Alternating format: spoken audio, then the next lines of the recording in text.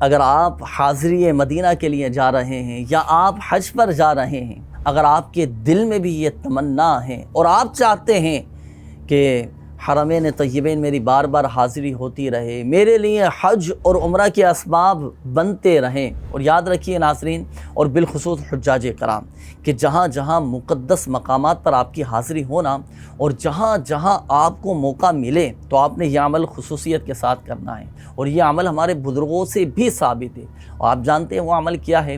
اس کے لیے آپ نے صرف ایک آیت مبارکہ ایک مرتبہ لکھنی ہے، اور وہ آیت مبارکہ، یہ حوالہ بھی نوٹ کر لیجئے، آیت مبارکہ بھی نوٹ کر لیجئے۔ پارہ نمبر 20 سورۃ القصص کی یہ آیت مبارکہ، ان الذی فرض علیک القرآن لرادک الی معاد۔ تو جو کوئی اس آیت مبارکہ کو کسی جگہ اپنے ہاتھ سے بغیر کسی روشنائی کے، یعنی کسی قلم سے نہیں لکھنا، صرف اپنے ہاتھ کی انگلی سے اس کو لکھ دے تو انشاءاللہ الکریم وہاں اس کی دوبارہ حاضری ہوگی۔